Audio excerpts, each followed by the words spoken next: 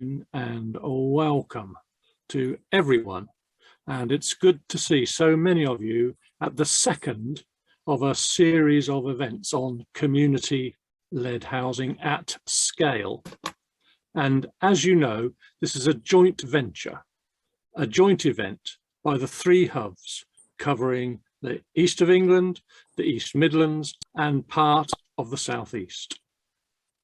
The hubs are there to act as a one-stop shop where local authorities, communities, housing associations, and other partners can find the advice and support they need to build more community-led homes with the input of local people.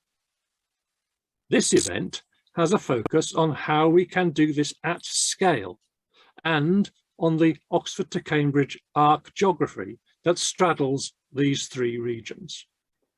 My name is Barry Wood. I'm currently the leader at Cherwell District Council. For those of you who know your rivers, you'll be able to spot that as being North Oxfordshire. And I was involved in the setting up of Graven Hill, and you're going to hear more about that when my colleague Dan Sames speaks later today. Before we begin though, a bit of housekeeping. Please introduce yourselves in the chat and say where you're from and your interest in community-led housing at scale. So despite not being able to see each other, we will be able to network to a certain extent that way. Questions should be submitted through the Q&A function on the webinar.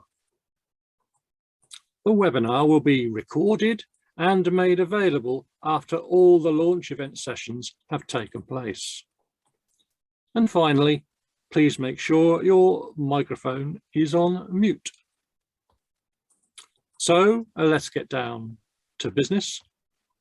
Community-led housing is not a single model, but a range of approaches to housing delivery built around the principles of genuine and ongoing community involvement in the delivery, stewardship, ownership, and management of new homes. Traditional community-led housing models have included community land trusts, cooperative housing, tenant management organisations, almshouses, co-housing neighbourhoods, and self-build or self-help projects. However, today we want to talk about doing community-led housing at scale and how this approach genuinely places residents at the heart of the planning decision-making process, ensuring new assets, including housing, are being delivered as part of a strategic development, stewarded by the community for the community. Why should local authorities be interested in community-led housing? Well, the ultimate question is, well, why not? But growth can be truly co-designed with local communities, ensuring that value is captured to meet the needs of that community. Finance and value for money. Recent studies have shown each pound invested generates much more value when looked at in the long term. Including community-led housing on new developments creates a community anchor and a greater sense of place. Public support community-led housing can generate public support for new housing. Communities are much more likely to support sites where the benefits are truly captured for that community. We'll hear more about this later on in our example from Kennet in Cambridgeshire. The identification of sites. New land supply brought into the development process as community-led approaches can unlock difficult sites. Climate targets. Resident involvement has proven to be more ambitious on reducing energy use. Ultimately, it can create a route for more and better housing to be built. And so I'd now like to introduce the opening address, which is from Charlie Fisher, architect with Transition by Design Oxford, and Tom Chance, Chief Executive of the Community Land Trust Network. Charlie and Tom will focus on how the growth agenda can and should deliver community-led housing at scale to ensure sustainable development of our new communities. Charlie and Tom. Thanks, Barry. So we're going to pair up on this first piece because I'm here representing a local scale. Tom's here with the national scale. I am part of the collaborative housing hub in the Thames Valley, which is Oxfordshire, Berkshire and Buckinghamshire. And I've just got a few slides to share with you as I go as well.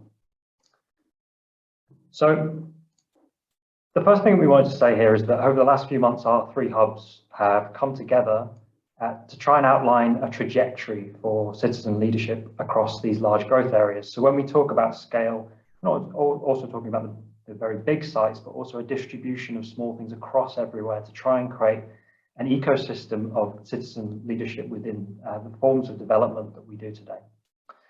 And just to try and give you an idea of the geographies, we're here in the Thames Valley, Oxfordshire, Berkshire and Buckinghamshire, with cities like Oxford, Milton Keynes, Reading, Slough, Maidenhead, pairing with Eastern and East Midlands to try and understand how we could work together across these boundaries to illustrate something that wouldn't be achievable just by our own hubs working on our own patches. And these three sub-regions have been a lively hub of housing experimentation for over the last 200 years or so, a long time. We've got Letchworth Garden City, Milton Keynes, Graven Hill, of course, but also Charterville 175 years ago, Minster Lovell to Stonesfield in south of Chipping Norton, with projects like Manor Farm at Streatham and Wilburton that have gone on to do great things and starting to create policy that brings up opportunities and new challenges as well. And we'll hear about those later. Stonesfield is one of the ones that I think is a great example for our area. And their Community Land Trust was one of the first that used that title as it came across from America in 1983. They're now generating an income for their very small village of 1,500 people of around 80 to 100,000 pounds a year. And so if we're just looking at some of these small scale examples as well, wrapping that out to the 360 villages across Oxfordshire, or as we start to look at the massive scale that we're talking about today, just by applying some of these principles from very small villages, neighbourhoods to urban developments and urban neighbourhoods, we could really see some quite considerable community wealth starting to be developed, which breeds resilience and an ability to make decisions going forwards. And we've seen that from just a small village of Stonesfield with the amount of time it's had over the last few decades to work on new projects and put that extra money into their local community and do things. And we see a benefit to being strategic about citizen leadership as one of the principal ways of doing development of new housing, precisely because of the enhanced livability, the cost savings that we can start to illustrate. And over decades, we've seen that the most successful neighbourhoods worldwide are those that create business models where communities build wealth locally through assets, creating resilience to act nimbly in the face of uncertain futures. And we've got quite an uncertain future ahead of us at the moment in terms of particularly climate change. And so building this wealth is a principle that we want to really be able to illustrate, argue and show as we build capacities for communities to be able to lead in these processes. And these things go from allocating clustered self-build sites, and so making the case for having people to have a choice, a different choice in the area that they're building, on larger schemes, so that we're showing that different ways of spatial layout on these schemes can really inhabit some of the things around benefits towards loneliness, these cost savings I mentioned, increased governance and engagement with places that they're living. But also there's opportunities for utilities and energy generation and things like shared facilities like car clubs and other things. So sharing is a big part of this vision that we're trying to illustrate. Also things that maybe aren't on the horizon at the moment, but maybe that we can see over the next 10 years is things like shops, restaurants, offices, cultural spaces. And one of the examples that I got of this is up in Leeds, the Climate Innovation District that I often talk about, where they understand that over the next 10 years, the people that live on that scheme are going to have to be able to build wealth locally through a bond in their case, in order to own broadband utilities, energy generation technologies, certain spaces across the site, so that they can upgrade it in 10 years, so they have the resources to do that. And we see that as a big part of this. And as we start to look at this area, this being the red outline being current growth, the current Cambridge Arc area, overlaid on top of our 3 hubs. We've been looking at quite significant sites all across the area and starting to estimate what it would look like to create a joined up strategy, a vision for this part of the country that looks to some of the models that Barry mentioned at the opening address. We can see in Thames Valley alone from the research that we've done that there's around 70,000 homes coming across the next 10 years. Just on the self-build and custom build duties alone, we're looking at something like 3,000 self-build homes. If there's an opportunity there in policy terms to measure need and demand for this kind of housing, there's something just in that first policy lever that we can start to take advantage of and build upon that the necessary financial resources, so grant making, equity funds that we'll hear about a bit later from elsewhere, across this entire region to build the necessary building blocks that some of these community groups that we're all working with at the hubs can bring in and start to build the partnerships and connections as we matchmake between landowners, local authorities, housing associations, these groups, and to form something that wouldn't happen otherwise. So that's my 5 minutes of the local level and starting to create the context at which we're trying to think across these 3 hubs. And I'll stop sharing and pass across to Tom here.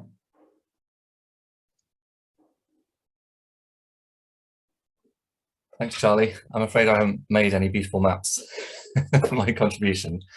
So the idea of scale for the community-led housing sector hitherto has really meant for us scaling out. And in recent years, we've seen a large growth in the number of community-led housing projects in a fairly bottom-up process. There are now around 12,000 homes in development across England, with another 12 or 13 in sort of potential projects coming through. So it's grown into a reasonably significant scale, but largely in relatively small projects and without a sort of strategic oversight as to how and why they're developing, apart from in certain places. And actually, it'd be interesting hearing from Anna Bailey from East Cambridgeshire, which is one council that has looked to develop it at scale across their district. And we're seeing outside of these 3 regions and outside of this arc, growing interest in trying to scale this in a more strategic fashion. There are at least one other town and other garden villages where people are looking at these kinds of principles, and it connects to a growing focus on stewardship and going back to the TCPA principles for garden cities, garden villages, which includes community ownership and stewardship of land. There's also a real opportunity in this region to grow on to build on some of those national examples, the sort of examples in the region that are national exemplars. And Charlie mentioned some of the long history of that, and then we'll hear this later this afternoon from a few examples of things now currently happening in this region, which I would point to as being best practice across the country. But they are individual, and the question would be, how would you deploy some of those ideas, some of those models across the entire region to really gain the benefits of it? And we know that government nationally and other policymakers are interested in this for a number of reasons, particularly the desire to diversify the industry in house building, and for community-led housing to be a part of that. Richard Bacon was commissioned by the Prime Minister to do a review of how self-commissioned housing, as he termed it, could be scaled up. So that's self-build, custom build and community-led housing. And the government's going to be bringing out its response to that shortly. This region has an opportunity to demonstrate self-commissioned housing being a significant part of the housing growth agenda rather than a sort of an add-on. And the example of Graven Hill is a fantastic one of really doing this at a totally different scale to simply finding 5% of the housing need in the individual sites and parcelling that off. Danny Kruger was also commissioned by the Prime Minister to look at the lessons learned from the COVID pandemic and the role of communities. And he made various recommendations, including one which the government is now taking forward to explore the idea of a community right to serve. And the government has picked that up, and they've reflected that in, for example, the Levelling Up white paper. You might not think the ARC has very much to do with levelling up, but it's very much talking now about community empowerment and new models of community partnership. And I think that the opportunity here is to take some of the examples within the region and demonstrate to government new models of community partnership in the context of housing growth and in the way in which planning and housing takes place. And government's interested in this, and we're interested in this, not just because of the desire to diversify the industry or to have different models of community partnership, but also because of the growing evidence base about the tangible benefit of these kinds of approaches. So we commissioned some research from Capital Economics a couple of years ago to look at the Green Book approach to value for money, which demonstrated medium to high value for money for public investment in these kinds of approaches because of the wide-ranging benefits that Charlie mentions. And the government has just recently published some research. It commissioned LSE and some other universities to do, specifically looking at one aspect of that, which was loneliness. And that research finds, a lot of us are concerned about loneliness, not least all of us stuck behind our screens, not being able to meet in person. And they found that community-led approaches have a very significant impact on reducing loneliness. And for what, in a way, are fairly obvious reasons, people coming together to be responsible for, to have real input and control over the way that new homes are built, they're managed, brings people together, both the people who live in those homes and the wider community, in a way that no other model of development can. So there's growing evidence as to why this is an additional benefit or potentially a better way to try to take forward development. Growing support from government and interest elsewhere in the country. And I think what's really exciting about this afternoon and this agenda is the opportunity to try to apply this at scale, not just in terms of big developments, but across the whole region, and think, what would this look like if this really changed the way that we did development in the region, as opposed to how do we support the odd individual example to come through. So I'm really very interested to hear the presentations that follow. Thank you. Thank you, Tom. So let's move now to our first case study, the vision for the ARC, placemaking with local communities. And Alison Bailey, the Senior Planning Officer for the Oxford-Cambridge ARC Leadership Group, is here for this case study. Alison will be speaking about the vision for the ARC in terms of placemaking and delivering good growth. She will also talk about why it is important that communities are at the heart of new developments. Alison, over to you. Thanks very much, Barry. So I'm not presenting my own presentation, so if whoever can upload my presentation with the first slide, that would be great. Yes, so I'm Alison Bailey. I'm here in my role for the ARC Leadership Group. The ARC Leadership Group, for those of you who don't know, is a grouping of local authorities across the Oxford-Cambridge ARC who are working collaboratively on a number of issues. I should say that although the ARC includes Buckinghamshire doesn't form part of the ARC Leadership Group. The ARC Leadership Group also works closely with the local enterprise partnerships across the ARC and indeed with the ARC Universities Group.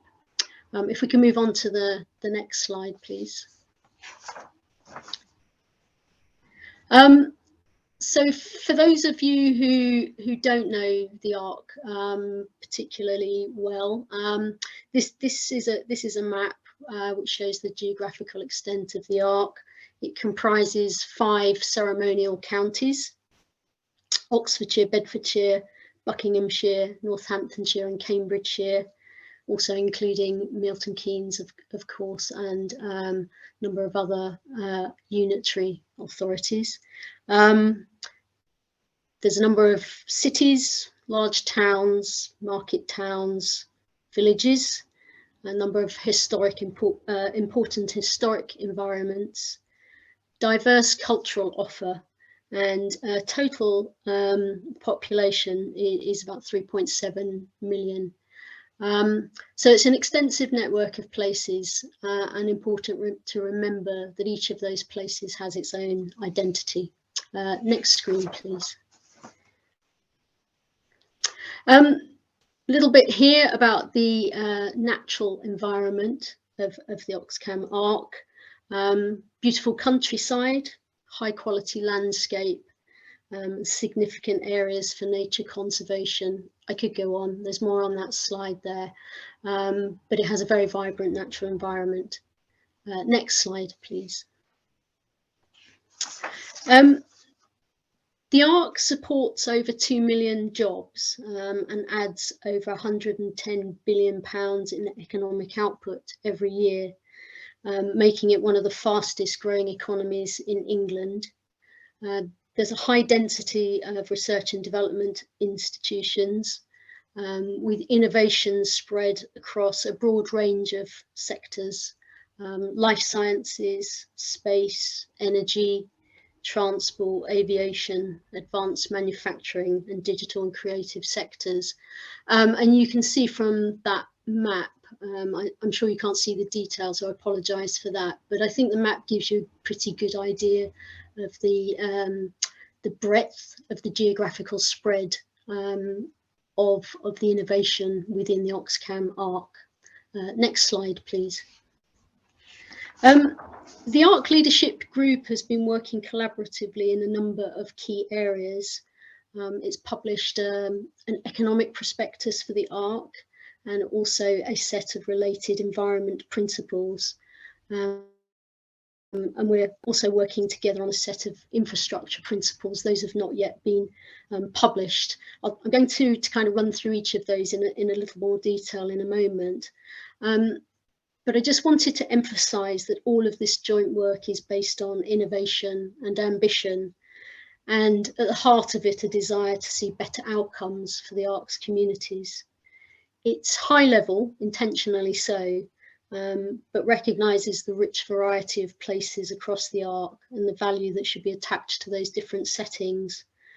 And delivering on that ambition will require place-focused responses that reflect local circumstances. So it's not intended to kind of replace the local ambition or vision at all. Next slide, please. This is a quote from the first of those documents that I mentioned, which is the economic prospectus.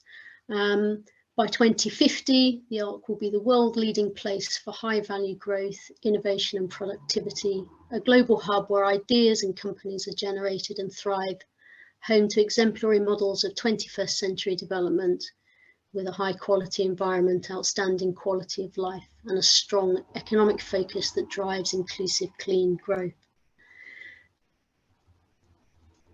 Within the economic prospectus, there's some emphasis, there's a set of economic priorities, and one of those is future-proofed places. And I think it's perhaps just worth explaining a little bit about what that means. It's an emphasis on quality of life, better connectivity, decarbonised transport, active and connected communities with better access to employment, learning, natural, cultural and heritage assets, and better manage of, for example, flood risk using green and blue corridors. So it's a very sort of holistic approach, and I think that that's really at the heart of placemaking. Next slide, please. The environment principles sets out how the Arc leadership and other organisations within the Arc will tackle some of the biggest challenges of our time. Those are listed on the slide there. Achieving net zero carbon by 2040, doubling nature, protecting, restoring and improving the natural environment and natural capital, systems-based environmentally sustainable development, by which we mean kind of looking at the environment on a holistic basis. Health and wellbeing benefits to existing residents, recognising how important the environment is to people's physical, mental wellbeing, and using natural resources wisely. I think it's worth emphasising that the environment principles have been pulled together by a very broad-based set of environmental stakeholders working with the local authorities. It's also worth emphasising that those principles align with England's 25-year environment plan. Next slide, please. The infrastructure principles, as I mentioned earlier, those have not yet been published, so they're still emerging, so there's still a bit of work to do on them yet. But they recognise that if communities, businesses and the environment are to flourish, we'll need significant infrastructure investment and more efficient use of existing infrastructure. And when we're talking about infrastructure, we're taking a wide definition. So we mean business support, skills development, digital, road and rail connectivity, energy, water, environment, and so on. Sustainability is key. For example, using nature-based solutions upstream to reduce the need for hard flood risk management structures downstream. And also kind of going about things in the right way, if you like, by involving communities. So those people who are invested in places, and you probably know those places best of all, and using R&D capabilities, which is one of the strengths of the ARC. The next slide, please. I've just got a few slides on housing, which I just wanted to kind of run through. This one is some UK data on greenhouse gas emissions. Hopefully you can read it fairly clearly. I think the important thing is the quote box, which is on the left-hand side of the slide, which shows that although across sectors, those sectors, there has been decreases in greenhouse gas emissions over the period 1990 to 2020. The kind of rate of decrease within the residential sector has been lower than those other sectors. In actual fact, for the last year, for which I was able to find some data when I was looking at this a month or so ago, residential has actually increased, so it's kind of bucking the trend a bit.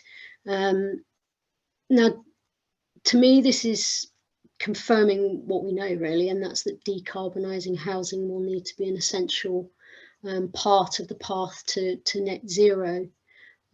It also, of course, links to helping to alleviate poverty and to improve health outcomes.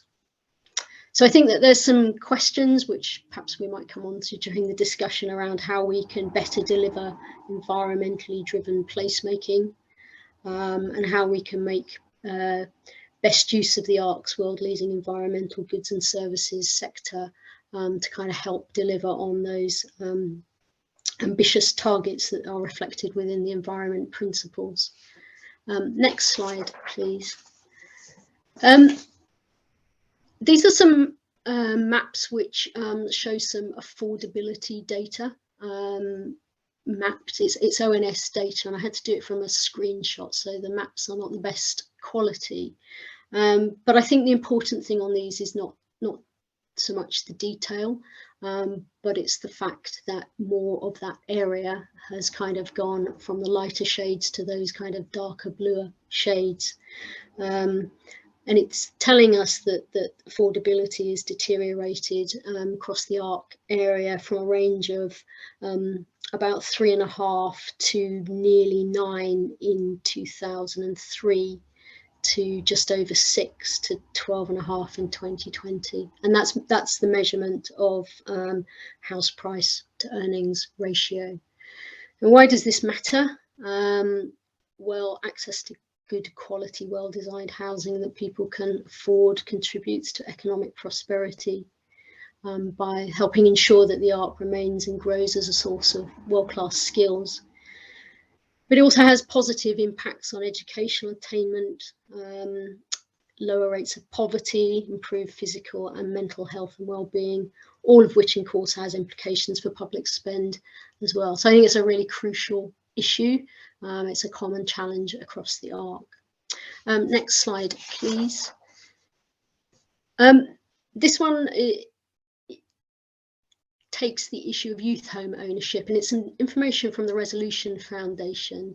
And I should apologise because I couldn't find any ARC specific figures in here. They relate to English regions, but I think it shows very dramatically just kind of how hard hit the youth home ownership has been by that deteriorating affordability picture that I was just talking about. Youth home ownership is defined here as 25 to 34-year-olds, and the chart on the left-hand side of the slide has got the southeast at the top. Eastern region is the fourth bar down. And what it's showing is that between 1989 and 2019, so 89 is the blue dots on those horizontal lines, and 2019 the yellow dots, is there was a significant fall in youth ownership throughout the UK, a kind of levelling down, I suppose, if you will. But it was most marked in the southeast, where the fall was 31 percentage points. The graph on the other side of the screen doesn't relate to youth home ownership particularly. It's the share of households who own their own houses or renting or have a mortgage and so on. And if you look on the right hand side of that chart, what it's showing is that in 2016, which was the most recent data that seemed to be available, certainly as far as I could track down, there were more households in southeast England, a bigger share, who owned their homes outright than owned them with a mortgage, which I'm feel sure is linked to this point about the falling youth home ownership. Next slide, please. So this final slide, I think, just by way of conclusion, tries to kind of emphasize the importance of collaboration.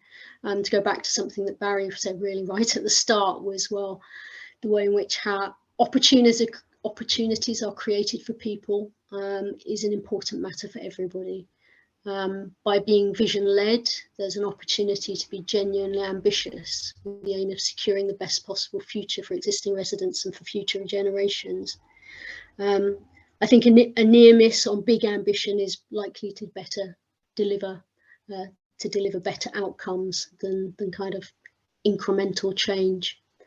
The collaborative work that the ARC Leadership Group has done emphasises that the economy, environment, connectivity and infrastructure and place shaping are all key factors in realising the ARC's potential, based on inclusive and sustainable communities that people feel invested in.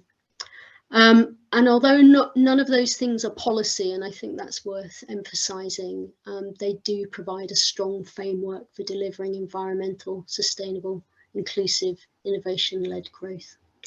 Thank you very much. Thanks, Alison.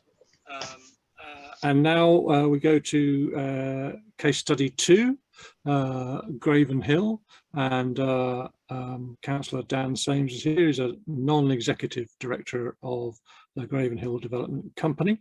Dan will share with us the approach Graven Hill have taken to delivering self-build at scale, which others may feel is a good model for community self-build at scale in the future. Over to you, Dan.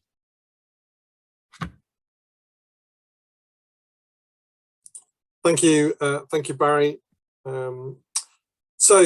As Barry says, my name is Dan Sames. I'm a councillor on Cherwell District Council, and since 2013, I think it is, I've been a non-executive director at Graven Hill Village Development Company. Graven Hill is a council-owned company, and as such, I'm a councillor representative on the board of Graven Hill. So just to explain where we started with Graven Hill, I'm going to be looking at the the vision, the mission, the products that we've got, how we're going about delivering it, what the site progress is, the community, and looking at challenges. And I'm going to hopefully do all of this in the 15 minutes I've been allocated. So how do we start? How do we get to this this scheme? Where did the council start to get involved? Well, Graven Hill was a Ministry of Defence storage and distribution site, and also the location of one of our local regiments that is based in barracks there. The Ministry of Defence decided that they were going to divest themselves of the land, or defence estates rather, and they put in a master plan for housing development on the site. At this point, the district council got involved and negotiated with the defence estates that we would take on the land involved. Well, obviously, Bicester has some key geographical considerations. It's in a very convenient location. We're 15 miles from Oxford. We've got within 3 minutes of the M40. We've got a direct train line to London Marylebone and to Birmingham and to Oxford. And with East West Rail coming, we're ideally placed within the arc as well. Graven Hill is situated in the south east corner of the town, slap bang next to the ward, or in the middle of the ward that I represent. So I was very keen to be involved in the project from the outset. As the council sort of negotiated with the land, we sort of came up with a vision for what we wanted to try and achieve within Graven Hill. We'd become impressed with self-build schemes that were happening in the Netherlands in particular, and also in other parts of Europe. And it was something that we felt that we could try and deliver here within the district as well. And one of the things we were keen to really do was sort of disrupt the main house building supply chain and create something that was different, focusing on some of the national drivers. So we've got public release of public land in the form of Ministry of Defence. Bicester was targeted for growth. Within our local plan, we were looking to grow by about 13,000 houses over our plan period. We thought that we could think about national policies in terms of off-site manufacturing, custom build, self-build, looking at residential delivery, and this aspect of community-led housing. As a district council, we'd already engaged with some innovative products. We've got a project called Build, which enabled people to, the council built the shells, and they fitted the properties out themselves and worked on that, and were able to then rent them. So we had a few pilot schemes, but they weren't obviously at scale. We felt that we could have this as a return on investment to the council, and that we would gain some income generation from this. We thought also about the social and the economic outcomes for local people, and looking at the sort of synergy that we had with other strategies that were coming into play within Bicester. Our Northwest Bicester development was the more or less the sole survivor of the Eco Town project from the last government, and through Garden Town principles, putting a lot of green space within our developments.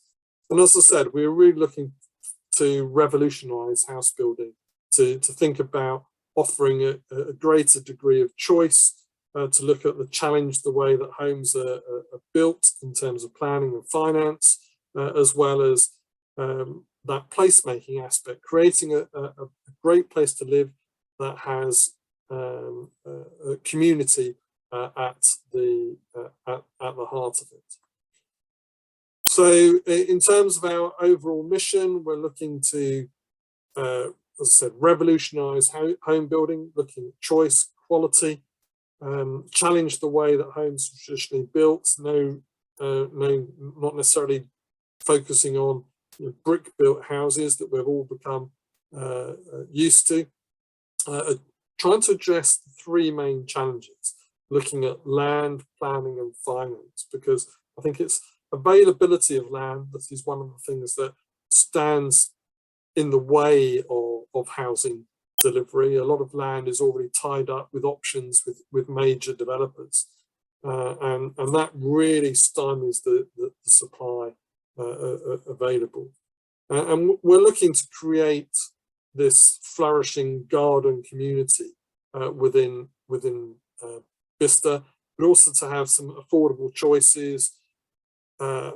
We've got what we call pocket plots and coach house houses, and hopefully this will sort of widen the prospects of availability of homes. So what's on offer here at Graven Hill? Well, the initial planning for this permission was in for 1,900 houses, with 30% of these being affordable, looking at a mixture of affordable rented and share ownership with some extra care housing. We've got local shops and community facilities, amenity space, and then around about 93,000 square meters of commercial development. With our housing mix, we've got self-build plots, custom home build homes, apartments, and the commercial. The options for self-build, we sell the plots on a golden brick basis. That's to mitigate some of the tax implications on the land and manage risk in ground. The foundations are often one of the most riskiest parts of a new development. We look at providing all the infrastructure and the landscape, the foundations, the warranties for service plots that are available. Other products that we have looked at is mix and match, where we have selected plots with predetermined choices of design. The land and the golden brick rests with Graven Hill, and the superstructure comes in contract with the supply chain. We've got an element of design and choice available within those particular plots. Custom build option looks at some of our terraced and detached accommodation. These are between 2 to 5 bedrooms available.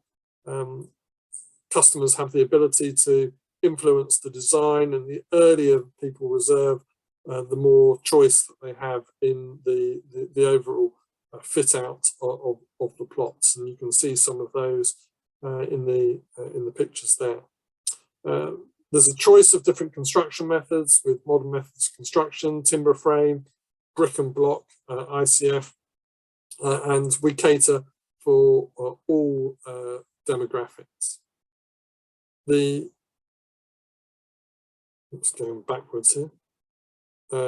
Apartments, we have a range of quality and size, with 1 and 2 bedroom apartments. These are situated at the centre of the development. We've got 130 apartments in total, with 104 currently occupied and 226 under construction. The focus here is on students, first-time buyers, and the investor market. Now, affordable housing is 30% of the total, with shared ownership, affordable rent, and a mixture of tenure types and 2, 3, 4-bedroom houses. So far, we've got 93 homes completed, with 26 and 24 homes in the next phases. And we've got a partner in Bromford in terms of supplying the affordable housing.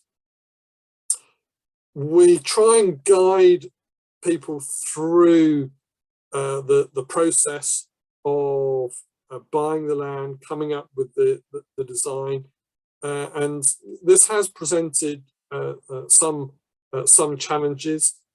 Self-build is rather sort of a longer process than traditional buying of a house.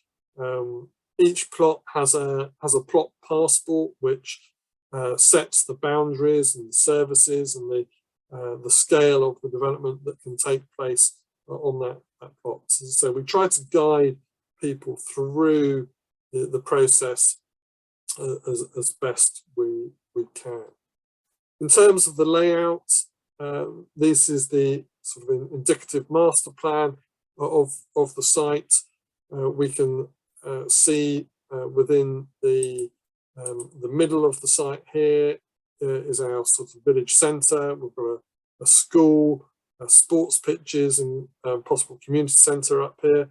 These are the phases that have already been delivered, and these are the future phases that we are coming up to being built. Our progress to date, it's been really exciting to see this come out of the ground. We've gone from a site with nothing on it, and it rapidly developed into a site with a true community in place. The self-build options have a very wide mix of houses and designs, and it makes it a fairly unique place to live.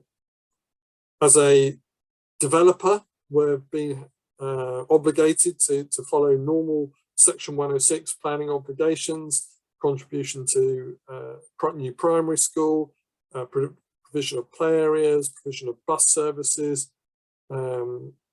community house that we've looked at, and we'll also be providing community sports facilities and community hall going forward. So far, by the end of this month, we look to have 443 legal completions, and these are split out as indicated on the table there, with a mix of self-build, custom build, apartments, and affordable homes. The self-builds look at are a mixture of 70% mortgage, 30% cash buyers. The typical customer journey is 9 to 36 months to golden bricks, with a build phase of between 6 and 30 months, depending on the complexity of the project and the person that's building the house. We've got 68 reservations year to date and 22 products on the price list for occupations for self-build there. Community-led housing, we're looking at this in terms of the community being the district council has taken the lead in this. However, we've developed a strong community of self-builders. The early adopters are keen to ensure the development is unique, both in terms of design and placemaking. That can cause some tensions as the market can change. So we started this in 2013. We're now, what, 9 years later. We've had a significant change in circumstances that have occurred for a variety of reasons. There are lots of community groups on site. We're trying to keep communications going, and there's a fair amount of interest from community-led groups in subsequent areas of the development site.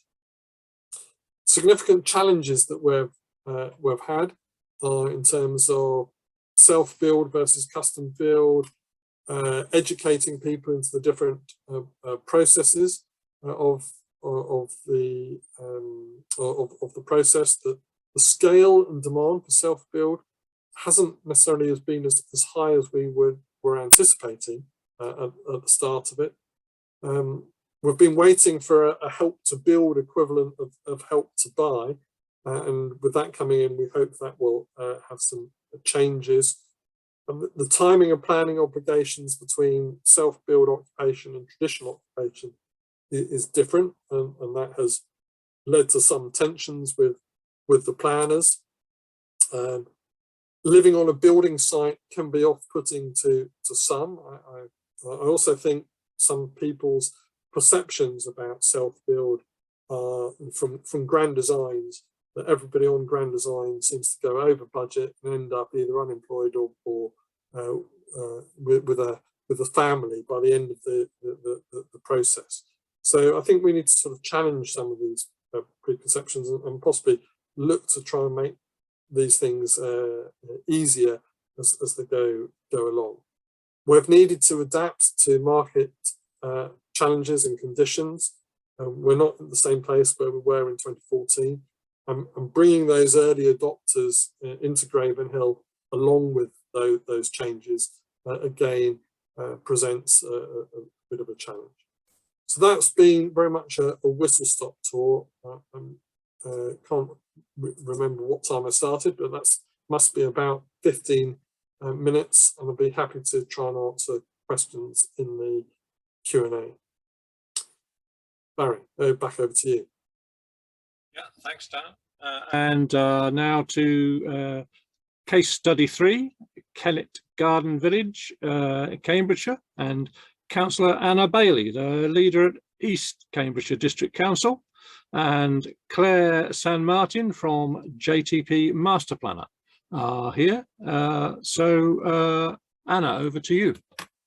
Thank you, Barry. And I think we're just waiting for the slides to be loaded up. There we go. Thank you very much. And thank you for inviting East Cambridgeshire District Council to speak at your event today. So I'm Anna Bailey, I'm leader of the council. I sit on the Cambridgeshire and Peterborough Combined Authority Board as well as part of my leadership role at East Cambs. And I'm chair and trustee of East Cambs Community Land Trust, which is an umbrella organisation across our district. We're actually one of the smallest district councils in the country. In East Cambs has a very high percentage of out-commuting from our district, both to Cambridge and to London. Our house prices are disproportionately high. We were in blue on the slide earlier. We've been working very hard to bring more high quality jobs to our local area and to provide genuinely affordable homes for local people, to reduce this cycle of people having to move ever further from where they work. And obviously we're seeking to improve the quality of life for our residents. We do believe that an absolutely vital part of the mix of housing solutions is community-led development, and our preferred method of delivery of affordable homes in East Cambs is through community-led development. It certainly isn't easy. It is not for the faint-hearted, but the rewards are absolutely worth it. And if I could go on to the first proper slide, please, next slide. Thank you. So we've worked incredibly hard to create the right environment in our district to enable community-led development to flourish. It doesn't happen by accident. And our local plan was the first in the country back in 2015 to give preferential treatment to community-led development in our planning policy. And we've had to work very hard to protect that policy since then. Support for community-led development has long been included in our corporate plan and our priorities, and our organisation is very focused on it and supporting it. We provide financial and technical resources to community groups that are interested in leading development in their community. So we've got a directly employed community-led development advisor who's on the call today. In fact, she works very closely with communities to provide technical and practical support to CLTs in our district. I can't underestimate, the importance of that support. It is incredibly important. Resilience is required, and I have to say political support is also critically important. We've set up an umbrella community land trust that can support communities across the district that don't have an established CLT and don't necessarily want an established CLT in their area, so that you can still get the benefits of CLT development. We provide £5,000 startup grants for groups to help them establish a CLT. And we've just approved in our budget a £100,000 grant fund pot to help CLTs with pre-development costs, because access to funding is notoriously difficult and slow. And if we can move on to the next slide, thank you. So this slide just shows some of the CLT developments in East Cambs. These are the ones that have already delivered. The site at the end to the far right of this slide shows Manor Farm at Streatham, which somebody mentioned earlier. This is the most mature of the sites in East Cambridgeshire. It's a low density, high quality development of 75 properties. It has big open green spaces, flexible business units, a woodland walk, and we've got a GP premises coming for quite a small village, very popular with local residents. The CLT owns 23 affordable rental properties, which are obviously occupied by local people who have connections to the village. The monthly rents that they're achieving are significantly below open market rents, and most notably, they are considerably below social rent levels as well. And in fact, they haven't increased the rent since the homes were occupied. They've got plans to extend the number of CLT homes to 32. And of course, the village is benefiting from a now significant income, which it has in perpetuity. So it's lots of other projects coming off the back of it for the village. Hadnam CLT is being built by the council's 100% owned trading company, East Cambs Trading Company. Absolutely beautiful site. It's on top of the only hill that exists in East Cambridgeshire. And the CLT owns 11 affordable rental homes and 2 shared ownership homes, and again occupied by local people who have connections and ties to the village. Montgomery House at the left-hand end is a slightly different one. It's a small development of 11 units in central Ely, medieval city of Ely, which was undertaken directly by the council's 100% owned trading company on land owned by the council.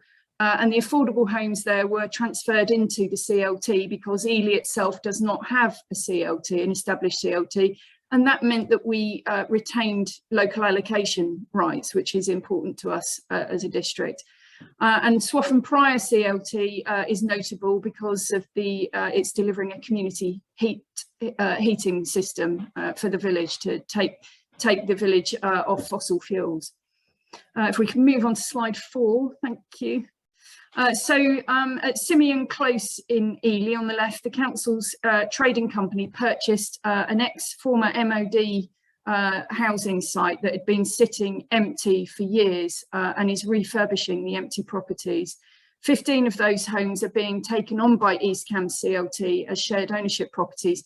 If the district council hadn't stepped in on this site, there would have been no affordable housing and no CLT homes. So it's been a very large scale project for a small district council, but well worth doing.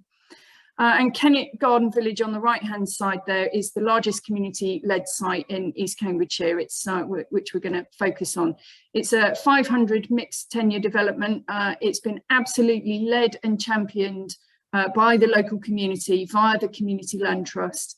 And has been granted planning permission, and the CLT there will take on 60 of the homes, both for shared ownership and affordable rent, as well as long-term running of the open spaces, which is the open space is considerable there. So if we could just move on to slide 5, a little bit more about Kennet now. So the community-led development in Kennet has enabled the community to secure significantly greater benefits than if it had been, you know, just a normal development coming forward, which was looking likely in this area. It's an area that has a good railway service. So it's delivering high quality, low density housing, local centres and business units, very significant highway improvements, which were critically important to the local existing population, including a new perimeter road, which will take traffic away from the village, and improved railway station car parking, improved rail services, new GP provision, enhanced areas of green space, a new primary school, education contributions, additional and genuinely affordable housing, but most importantly, of course, the ability for people to live and work locally. And if we can just go on to the final slide. So what makes Kennet different, really? It is notable in that it is an infrastructure first approach. This was critically important when we worked with the existing community. This is what they wanted to see. So very unusually, there will be early delivery of the primary school and the highways improvements, the new road that takes traffic away from the village, and the village green and community facilities are all coming very early on in the development. In fact, the road very early. So existing local residents will obviously get the benefit of those. It's a sustainable low carbon development. The absolute ambition is to reach near net zero. It's going to be very close to net zero. And obviously it's adopting garden village principles of low density and lots of open green space. It really is, I believe, going to be a fantastic place to live. The 500 units are of mixed tenure. They include 25 self-build plots. They include 100K homes, which is a forerunner to the government's first homes. They're one bedroom units available to purchase at very significant discount compared with open market, and the discount remains with that property in perpetuity for the next purchaser. And 150 affordable homes, 60 of which will be owned in perpetuity by Kennet CLT, who will also take on the stewardship of the open spaces. So the development is now they're getting ready to submit a reserve matters planning application. The development's being taken forward through a delivery board. The delivery board includes the Community Land Trust, East Cambs Trading Company and the developer Bellway, who together will ensure that the quality charter is respected and that the site delivers the promises that were made to the community. And that is critically the most important thing. And I think we're handing on to Claire now, who's going to go through some of the master planning elements of Kennet.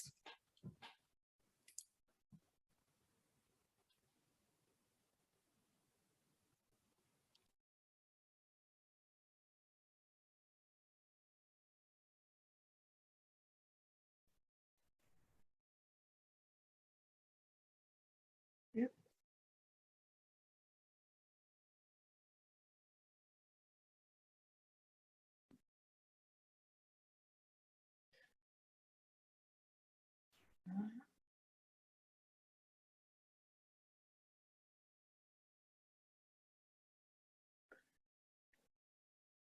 Okay, is that visible? Yeah. Yeah. Yeah, okay, great. Okay. Yeah, I'm Claire San Martin from JTP. We were the master planners appointed by Palace Green Homes to work with the local community and co-design their master plan for Kennet Garden Village.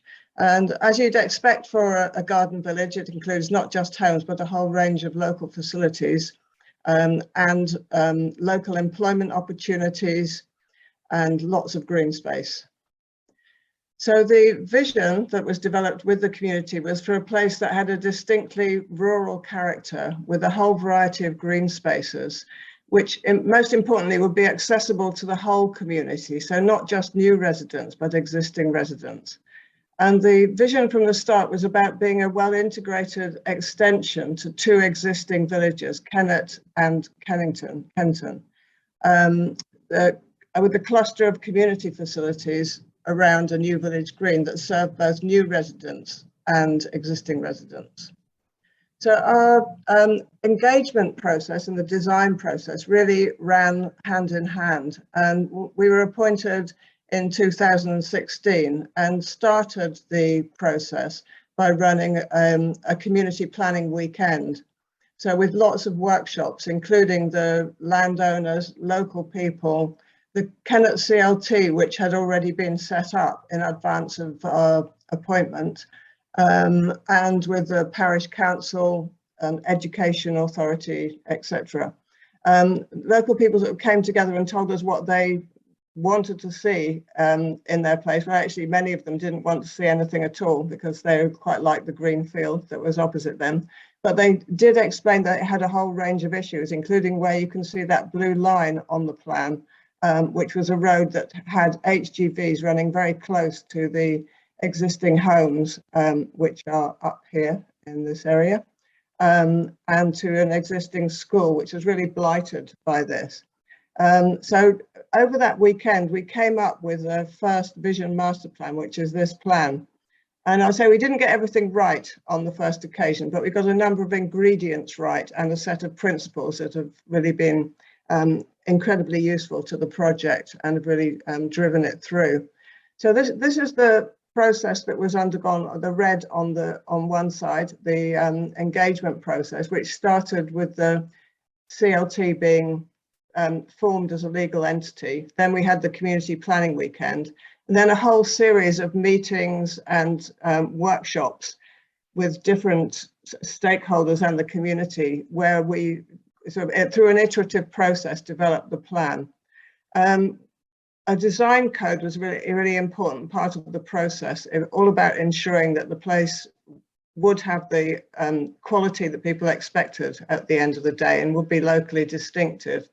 So on the right-hand side, we've got the planning process, the outline planning application, the design code, which was approved, and the reserve matters, which are now ongoing. I think one of the things we did get right was this set of principles, which we developed quite quickly over that initial weekend and then refined. So the concept was to have a really strong community, and to nurture the growth of that community so that it integrated existing and new residents. And that was really fundamental. And then the Community Land Trust was to have a long-term stewardship role, owning and managing homes and local facilities.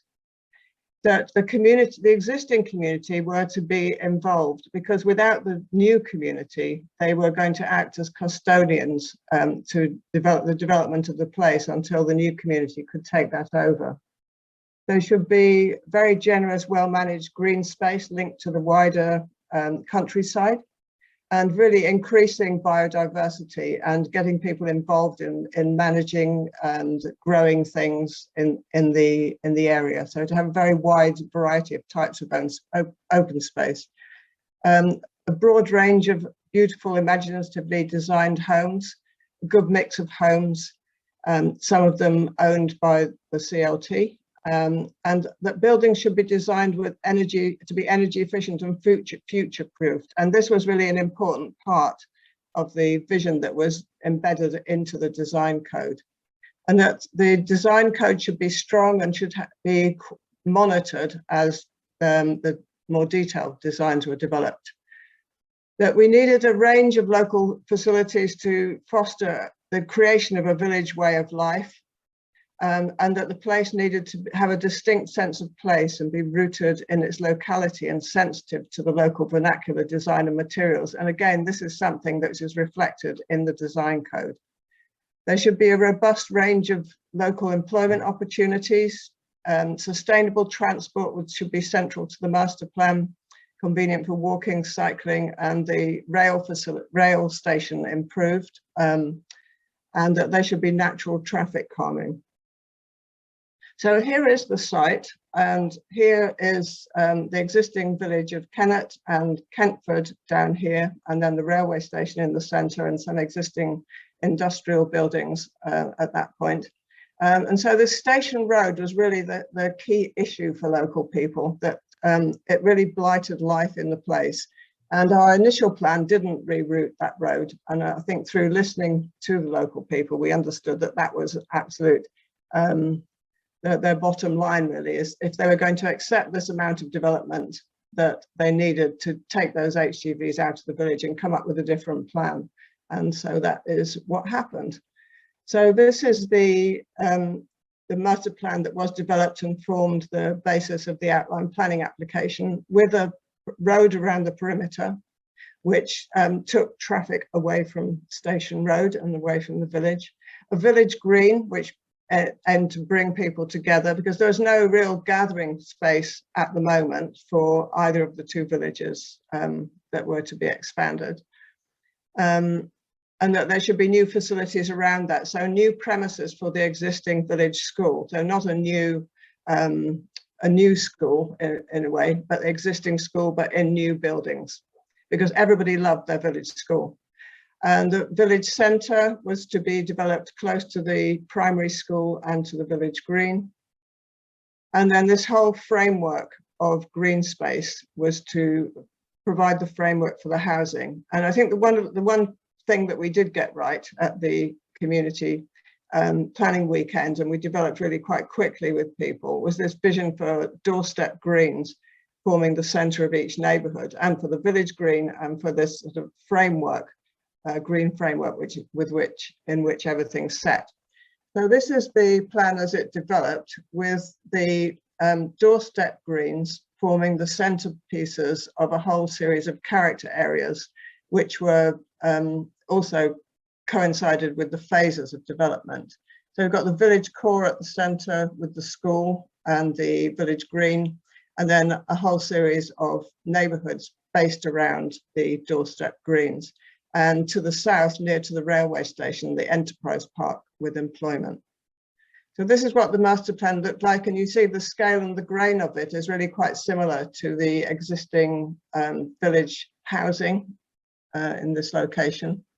Here's the green, the primary school, the other local centre facilities, and the enterprise park. And within the local centre, these are the range of facilities that are proposed. So a food store, which has exposure to the perimeter road, so that it gets passing trade from that as well. A health centre, a cafe, pub and restaurant. The CLT were to have an office right next to the village green, the primary school here, and different types of housing, including sheltered housing and affordable housing.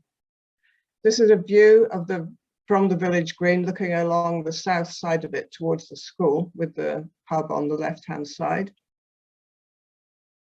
And I think what was recognised by the community through the process were the benefits that they potentially could get from this development, and that the way that they could shape those to address the issues that they particularly cared about. So 35 million of investment in infrastructure, and 11 million of that being in community infrastructure. So really key was this taking the HGVs out from the centre of the village and rerouting them around it. And also investment was put into solving a number of other problems, like congestion in the surrounding area, traffic calming on Station Road, which was to remain a through route, but to be significantly traffic calm, and improving the rail service through the new homes that were coming, a state-of-the-art building for the village school and the village green at the heart of things. And the open space, which was to be gifted to the CLT for all residents to enjoy. Things like fibre broadband and mains drainage were also important advantages for them. And they had a barrow, a scheduled ancient monument, which was not very well, even not very well known. And so the idea was to improve access to that and to create genuinely affordable and desirable housing for local people owned by the CLT. And that was really, I think, key to bringing people on side to support this development, which was very important if it were to go through the planning process. Employment opportunities and dedicated facilities for young people. So since we were involved, Bellway have been appointed as developer last year, and working with East Cambridgeshire District Council, Palace Green Homes, the CLT and an RSL. And Kennet CLT, as mentioned before, are going to manage 60 of the homes and the open space utilising management fees, and the school is due to open in 2024. So before I came to do this, I thought it'd be good to touch base with the CLT and find out how things have been going for them and how it worked out. And they were really still incredibly enthusiastic about the process, and that they really all the way through have been a real pleasure to work with. They admitted that there were challenges, and I think the one that they highlighted was that they were a very small organisation and quite used to dealing with the more bespoke organisation of Palace Green Homes, who are EDC's development arm. And that they found it quite difficult dealing with a big corporate organisation like Bellway, but they recognised that Bellway probably found it quite difficult working with them because they had their own very set ideas, which they had really invested a lot of time in developing in terms of the design code. And the key issue, which they're all really working on at the moment, is how the standard product can be adapted to answer their needs and to really comply with the design code. So how Bellway's standard product can still be efficient and economically viable, whilst ensuring that you get these benefits of lower long-term maintenance, higher sustainable design standards, which was very important to them, and also local distinctiveness. And that they felt very positive that things were moving forward and they're working well towards that. In terms of pepper potting, that was another issue that they mentioned, and that originally Bellway had thought that the affordable housing would be in much larger groups. So often that's done because it's easier to manage, but the pepper potting throughout and not creating sort of ghettos of affordable housing was very important to the CLT, and it's now been agreed that they'll be mainly in groups of 4 in each area. So this finally was the infographic which the CLT themselves developed to help to explain the benefits of development to the rest of the village. And that, as you can see, a huge benefit really was secured as a result of enabling this development to take place on their doorstep. Thank you.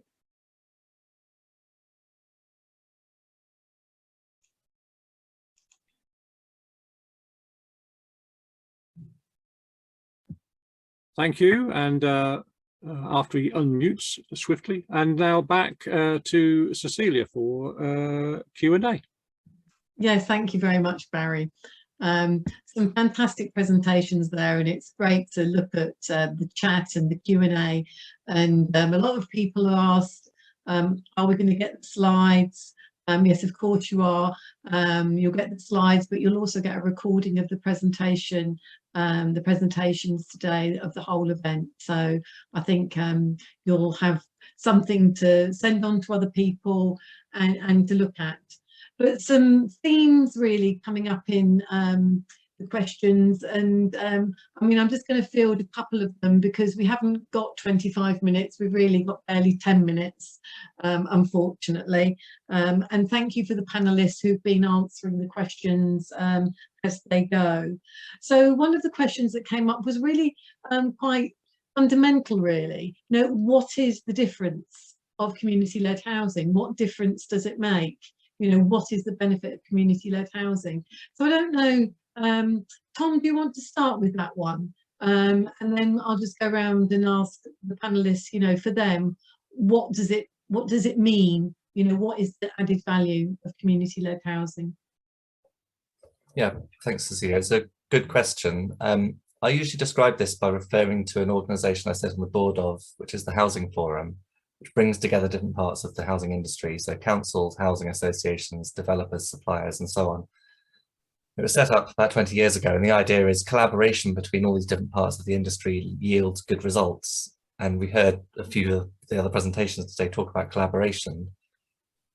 But in that membership structure, there's no role for communities, and communities are seen in the conventional way of doing development as consultees and customers, but they don't really have any active involvement in the process. And really, for me, community-led housing is simply making them part of that partnership, part of that collaboration, and then having a more formalized role. And I think what we've heard about from Dan in the different, you know, if you're commissioning a home for yourself and influencing the design, or in Claire's presentation, and as if you're thinking about responding to a consultation for a garden village, thinking, well, we're going to own some of these homes in this land and we manage it, it changes the nature of the conversation for local communities. And then, as Charlie said, talked about, it leads to long-term differences in terms of community wealth building, the community empowerment, social cohesion, and so on. Thank you, Tom. So Anna, you know, you've been involved in community-led housing now for many years. You know, what difference do you feel it makes in terms of your housing offer? I think we get higher quality developments that reflect what local people want. Clearly, the biggest benefit is that local people have control over the development and the site, how it looks and feels, that it reflects the locality. But really, you know, the biggest thing is that local people can carry on affording to live, you know, in the area they often grew up in. Very often, young people. So that's really, you know, the major thing. Thank you, Alison. Having listened to the presentations today, I mean, you didn't come here today to talk about community-led housing, but having heard some of the presentations, what does community-led housing offer to you in terms of possibilities across the Arc? How can you see some of the models that have been described today as being of use to the work you're doing across the Arc? I think one of the things that struck me as kind of a bit of a theme that ran through the different case studies was that it seems as though those schemes were often achieving better outcomes, or the local communities felt that they were achieving better outcomes than would otherwise have been the case. So, you know, maybe they were a bit more sort of challenging of the norm, or a bit more ambitious, and certainly a kind of a feeling of place about them. They were sort of rooted in the places, and a kind of a real genuine sense that the local communities were invested in what was going in around them. Thank you for that. And Charlie, I don't know whether you'd like to comment on how you think the community-led housing hubs can help make that difference in terms of community-led housing. How do you feel we could act more strategically to, you know, to do community-led housing at scale?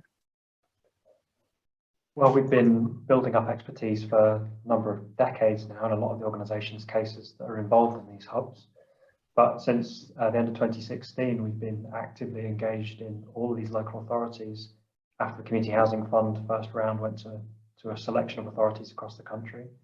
And we've been working with landowners and authority officers inside, councillors, housing associations, and building up a select group of really talented communities. We have been trained in all sorts of things, from making decisions and discussion and setting actions and visions, through to how do you navigate the process of commissioning a housing scheme without having to be housing professionals. How do you navigate that line effectively? And I think having that oversight at that larger scale, in our case sub-regional scale, allows us to make these connections in a way that hasn't really been made before for this form of housing, and has the continuity that goes beyond group to group, as Tom was saying, where there's a one-off site that something manages to happen, but then it sort of fizzles out because it becomes an exemplary one-off that doesn't go on into creating new policy and the advocacy that's needed in order to drive this to be something that's more broadly approached. I would say that a real focus here is making this mainstream and doing ourselves out of jobs, so that this is something that you can't really see in 10, 20 years' time, because it's just the way of doing housing. Thank you. And then another sort of common theme here, and there was a nice bit of chat there, which is really commending, you know, Cherwell Council and East Cambs Council for their leadership. I'd just like, you know, maybe a comment from Barry and Anna, really. You're both leaders of councils. You know, why are you different? Why aren't the other 400 odd councils doing what you're doing. You know, Barry, maybe you'd like to have the first say on that, and then I'll come to Anna. Well, I think it's probably due to absolutely first-class, excellent leadership. That's what makes the difference.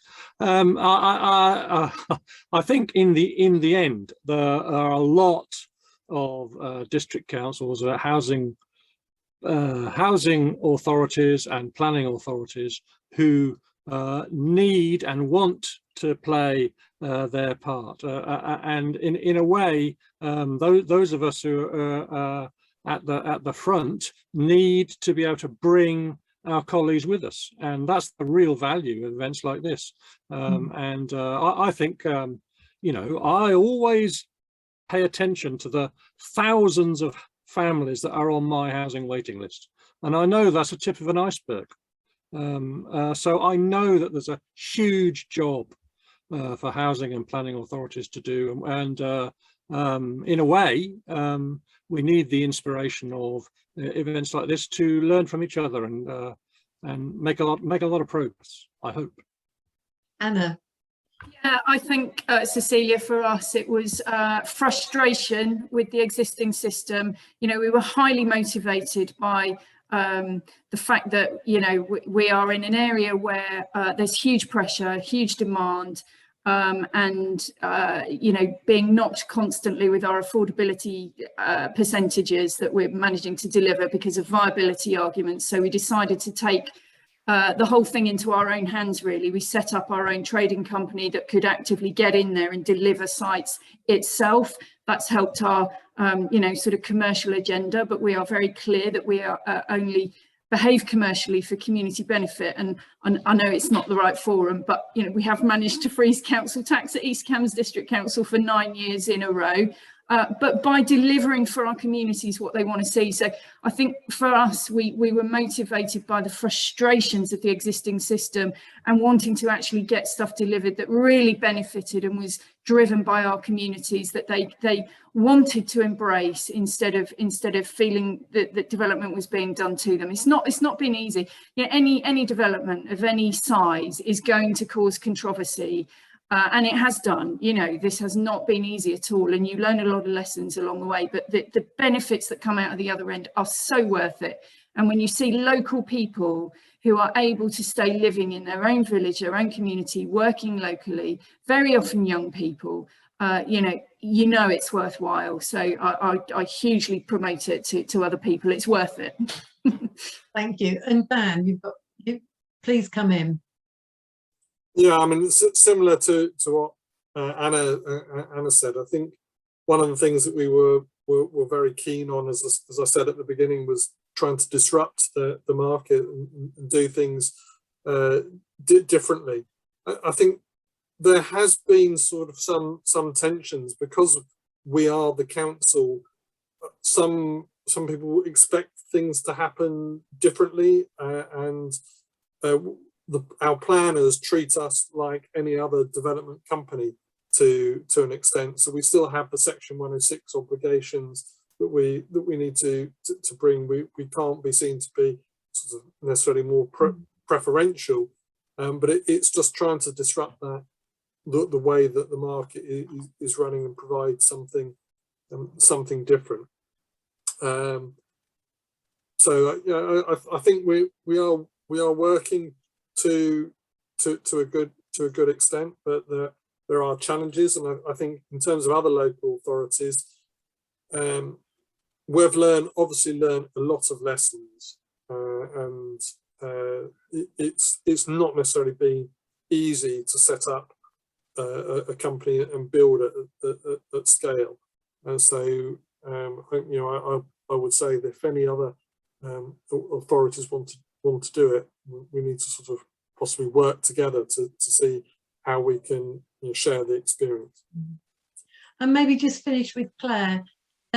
You know, this obviously, you know, is a big project for your firm. You know, have you seen this replicated in other places? Is this, you know, is this ground, you know, the approaches that these councils have taken has been like groundbreaking? Are you seeing more of this, or would you like to see more of this going forward? And in terms of CLTs, there's one that we've been involved with that I'm not one of my projects, but I'm aware of, which is St Clement's in the East End of London, which is a very different sort of context for a project, not a rural village, but it's really, you know, in the East End, and it was an old hospital. And I understand that that's been going for some time. But I think having previously been involved in sort of estate regeneration, what really worked there was taking tenants from one estate to go and talk to the tenants who've been through the process in another. So I think the more that this actually starts to happen, the more examples that get brought through, I can see this having a really sort of, you know, exponential growth if you can get people to talk to people for whom it's worked. Thank you. Okay, I'm going to pass back to Barry, who's going to just do the final bits. Okay, thank you. I'd like to express thanks on behalf of the participants to all the speakers, and to thank all the participants for attending this afternoon. And I hope you agree with me that it's been a stimulating discussion.